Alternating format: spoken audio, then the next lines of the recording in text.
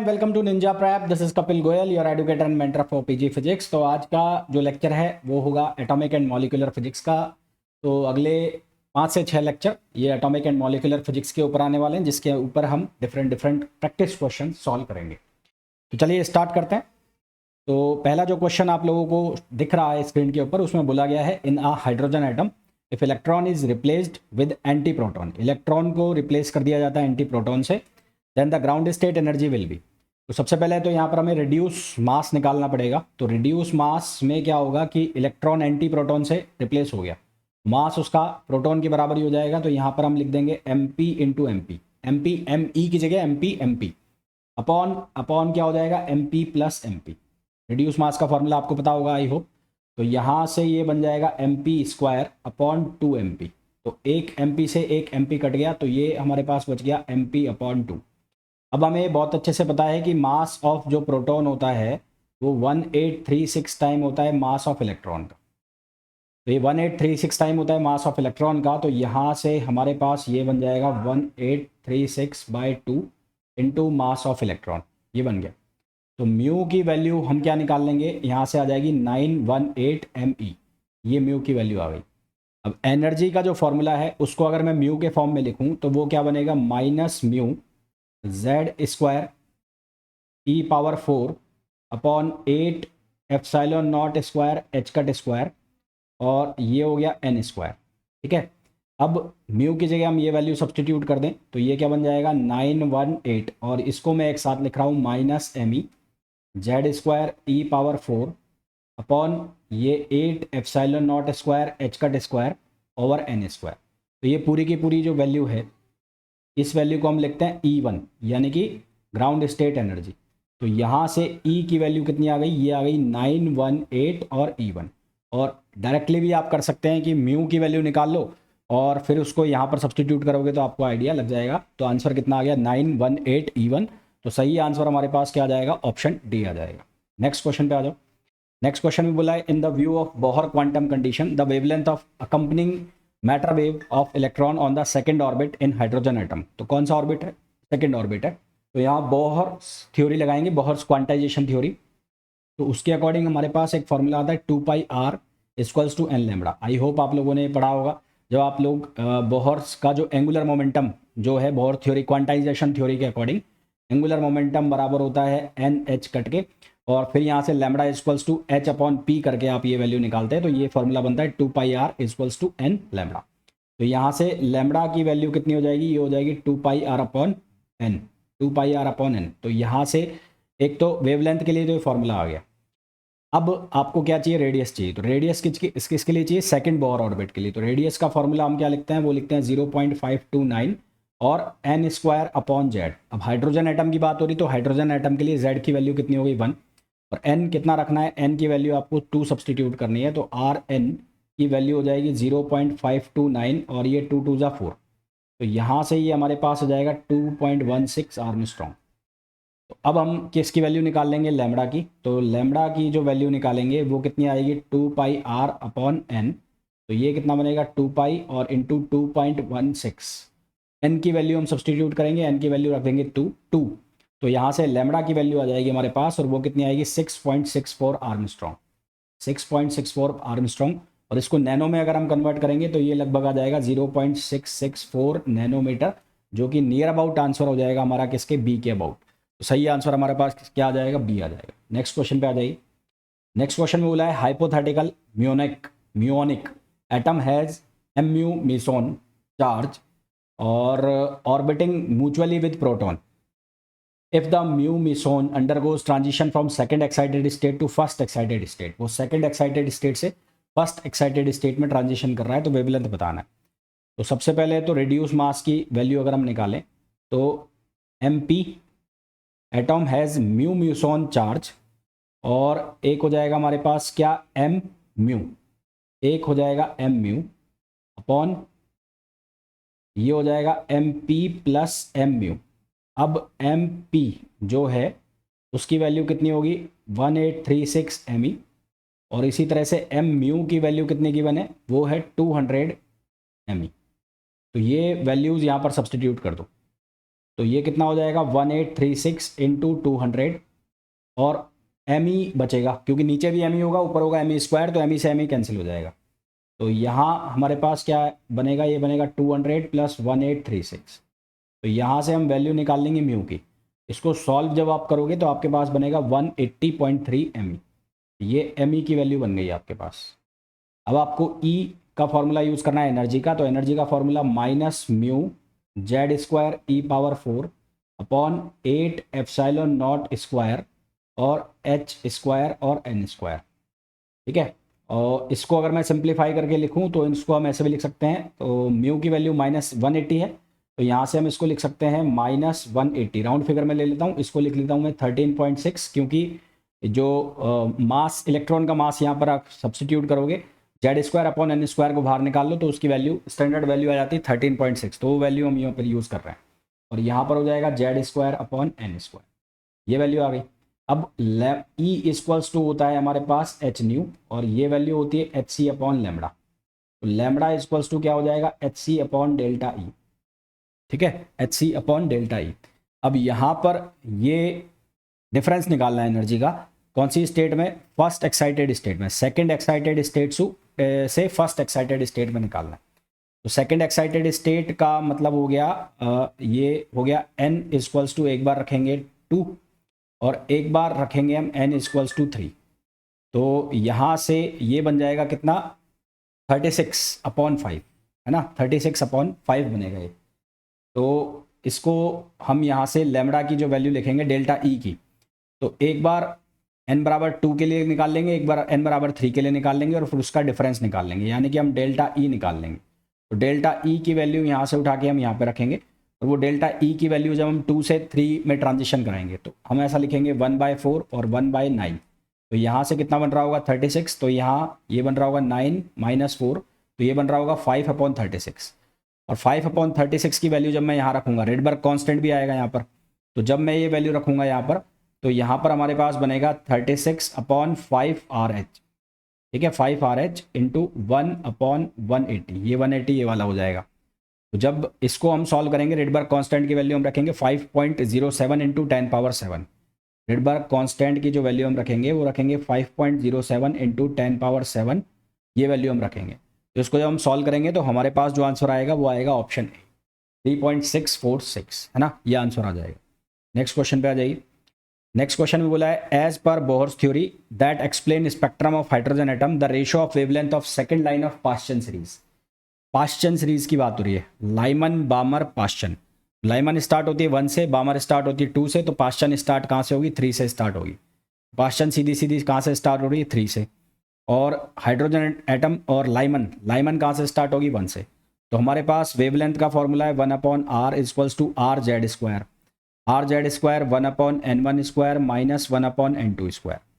Lyman series के लिए कहाँ तक ले जाना है, second line of Paschen series to fourth line. तो फोर्थ लाइन का मतलब हो गया n बराबर 1 से लेके 5, तो n बराबर 1 टू n बराबर 5, n2 इक्वल्स टू 5, ये फोर्थ लाइन बनेगी है ना, फोर्थ लाइन ये बन जाएगी। तो ये लाइमन के लिए निकाल लूँ तो 1 लेमड़ा l लिख लिया मैंने, ये बन जाएगा आर जेड स्क्वायर, और यहाँ पर कितना हो जाएगा 1/1 माइनस 1/25। भाई फिफ्थ लाइन फोर्थ लाइन कैसे बनी, जैसे मैं यहाँ बनाता हूँ 1 2 3, तो ये हो गया n बराबर 1, ये हो गया 2, ये हो गया n बराबर 3, ये हो गया n बराबर 4, और यहाँ पर हो जाएगा n बराबर 5।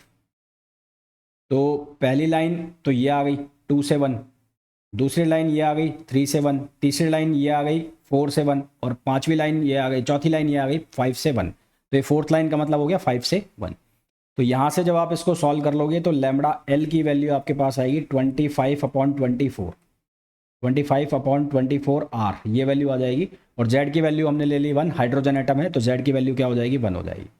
इसी तरह से हम निकाल लेंगे किसके लिए, लाइमन के लिए, पाश्चन के लिए। तो पाश्चन के लिए सेकेंड लाइन जो बनेगी वो बनेगी n इक्वल्स टू 3 से n इक्वल्स टू 5।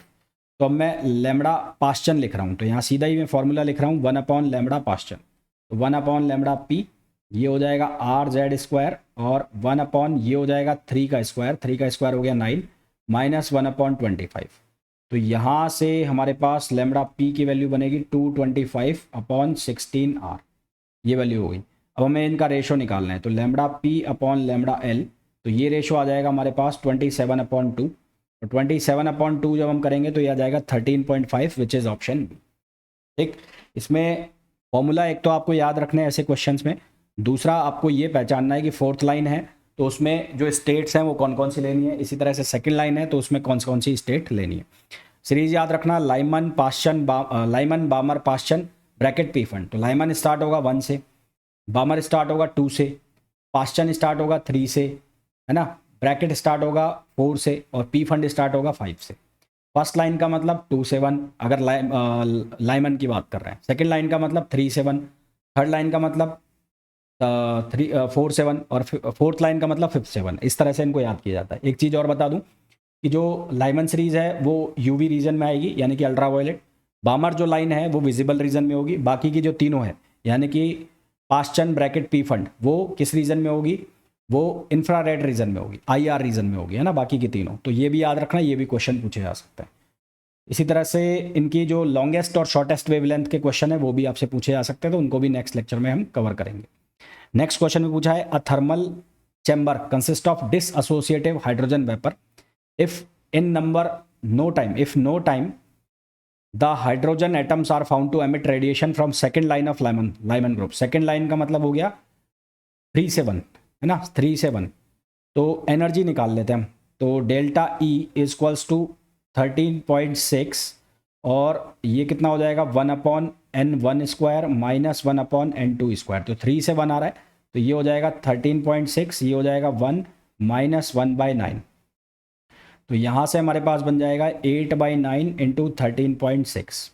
तो ये इलेक्ट्रॉन वोल्ट में, ठीक है, किस में, इलेक्ट्रॉन वोल्ट में। तो इसको जब हम सॉल्व करेंगे तो हमारे पास बनेगा 1.937 इंटू 10⁻⁻18। ये हमारे पास डेल्टा ई आ गया। टेम्परेचर निकालना है, तो टेम्परेचर निकालना है तो डेल्टा ई को हमने मीन एनर्जी के बराबर कर दिया, तो ये हो गया 3/2 kBT। तो ये वैल्यू से हमारे पास ये वैल्यू ऑलरेडी है 1.937 इंटू 10⁻⁻18।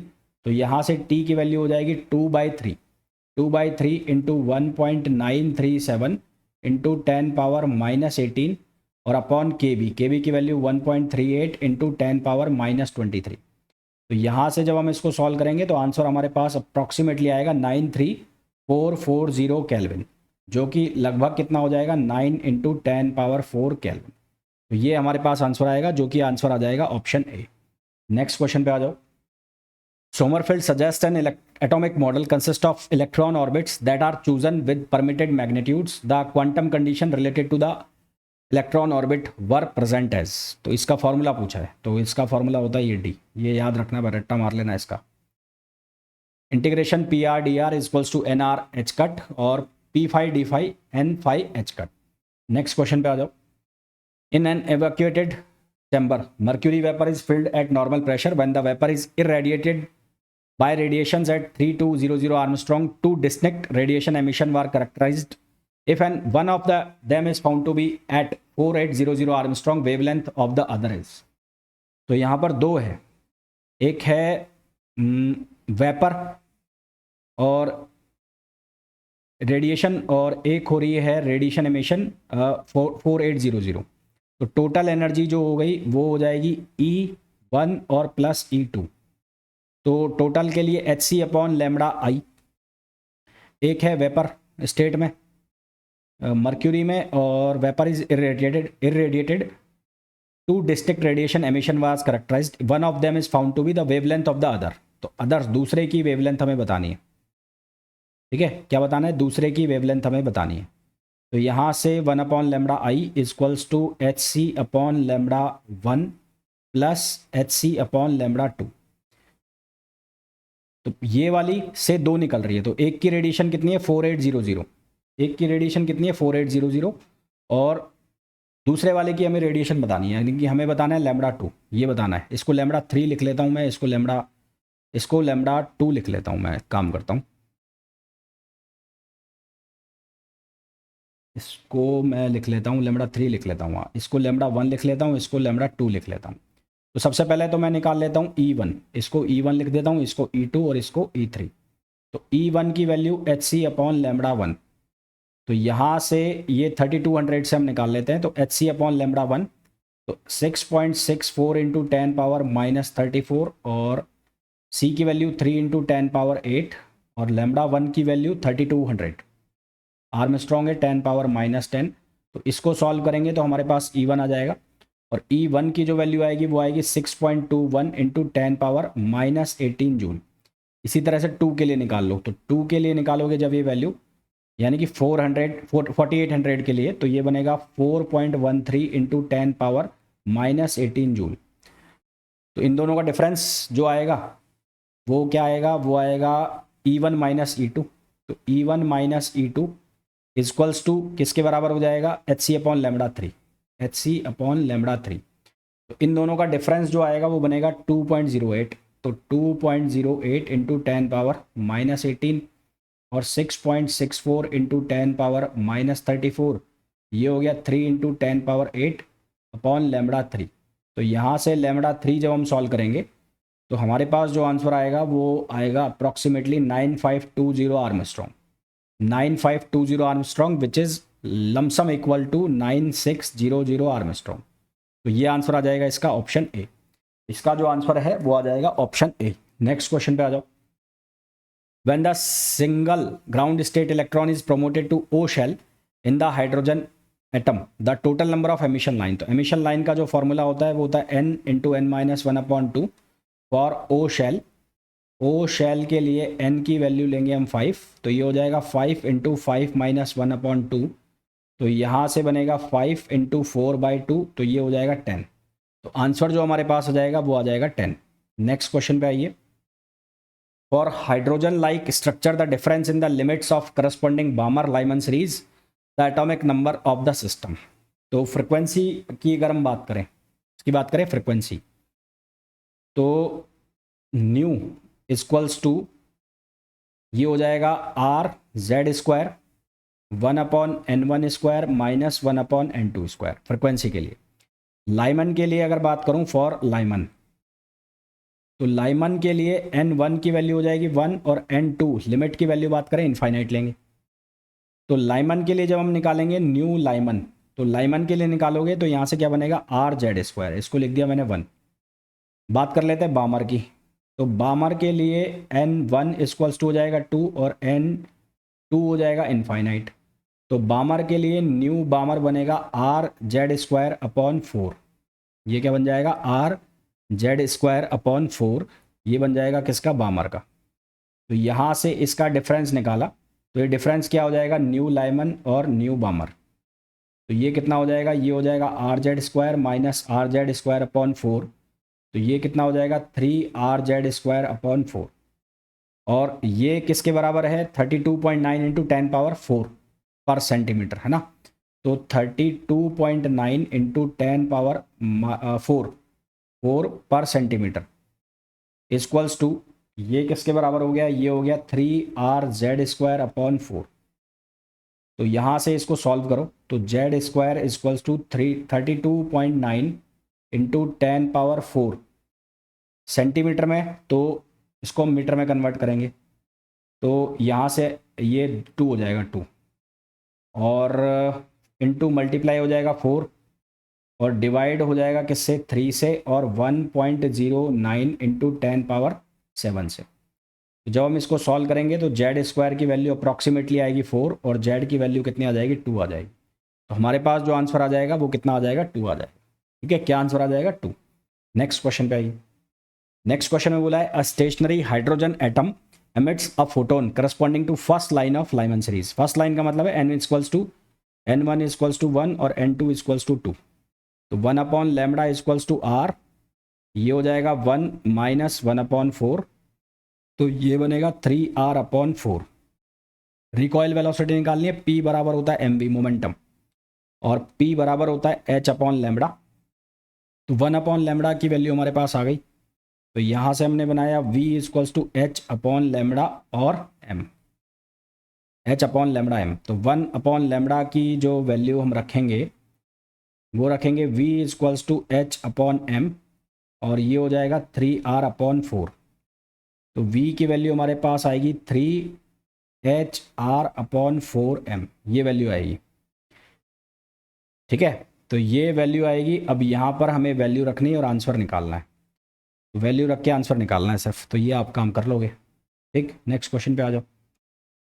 नेक्स्ट क्वेश्चन बोला है quantum number n corresponding to the excited state of helium plus, यानी कि हाइड्रोजन लाइक एटम है, if on transition to ground state that emits 2 photon in succession with wavelength, 2 photon निकल रहा है। Quantum number n corresponding to the excited state of He plus, ठीक, if on transition to the ground state that emits 2 photon, तो 1 2 और 3, तो 1 photon और फिर ये दूसरा फोटोन, तो ये λ 2 और ये λ 1, तो यहाँ से ये ग्राउंड स्टेट हो गई ये n0 और ये यहाँ तक आया ऐसे, ठीक है। एक वेवलेंथ है 1.85 और एक है 30.04, तो 1/λ1 प्लस 1/λ2 ये बराबर हो गया RZ²। अल्टीमेटली यहाँ से यहाँ ट्रांजिशन हुआ है, तो ये हो गया 1/n02 माइनस 1/n²। λ1 की जो वैल्यू है वो है 1.85 नैनोमीटर, यानी कि 10 पावर कितना हो जाएगा, ऊपर हो जाएगा 9, प्लस ये हो जाएगा 10 पावर 9 और ये हो जाएगा 30.4 He प्लस, तो Z की वैल्यू हो जाएगी 2 2 जा 4, तो यहाँ R इंटू 4 ये हो जाएगा, और ग्राउंड स्टेट है तो ये हो जाएगा 1 और 1/n²। R की वैल्यू जो लेनी है 1.07 इंटू 10 पावर 7, तो 10 पावर 2 बच जाएगा। R की वैल्यू कितने ले रहा हूँ 1.07 इंटू 10 पावर 7, तो यहाँ बच जाएगा कितना हमारे पास 10 पावर 2, और ये हो जाएगा 1/1.85 प्लस 1/30.4 और ये हो जाएगा 1 माइनस 1/n²। अब इसको हमें सॉल्व करना है, तो यहाँ से n की वैल्यू हमारे पास कितनी आएगी 5, n की वैल्यू हमारे पास कितनी आ जाएगी 5 आ जाएगी। हालांकि इस टाइप के क्वेश्चन जो हैं वो टाइम किल करने वाले क्वेश्चन है। अब ये क्वेश्चन आप देख रहे होगे, इसमें आपको बहुत ज़्यादा टाइम लगेगा, मुझे तो कराने हैं क्योंकि प्रैक्टिस क्वेश्चन है, पर इन क्वेश्चन में जो फॉर्मूला छिपे हुए हैं ना वो ध्यान रखना। और इस तरह के क्वेश्चन अगर आपको एग्जाम में मिलते हैं तो उनको लास्ट में करना, क्योंकि ये जो क्वेश्चन है आपका टाइम खाएंगे। यहाँ पे कैलकुलेशन लंबी चौड़ी चौड़ी मैंने की है, इसलिए मैं आपको जल्दी जल्दी बता रहा हूँ। इनके फॉर्मूला पर आप याद रखना, इन क्वेश्चन को कैसे कर रहा हूँ मैं वो याद रखना, ठीक है। सिंपल क्वेश्चन भी आते हैं वो भी करेंगे, पर क्योंकि ये भी एक पार्ट है एटॉमिक का, तो वो